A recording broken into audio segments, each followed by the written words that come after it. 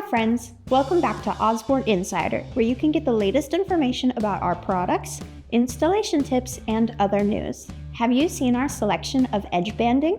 A few months back, we added wooden edge banding to our collection so that you can grab that extra finishing touch when shopping for your next project.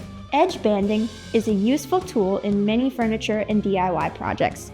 It is typically applied to the unfinished edges of particle board or plywood to create a seamless finish.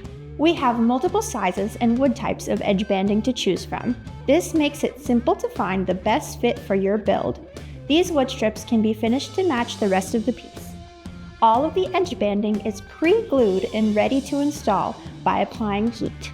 The best thing about edge banding is that it has an easy installation process. Only a few common tools are needed to apply the edge banding to your desired surface. Check out our video demonstration on installing edge banding by clicking the info card above. Thank you for joining me for this Osborne Insider. If you would like to stay updated with our newest content, don't forget to like this video and subscribe to our channel. Until next time, I hope you take the opportunity to build something beautiful.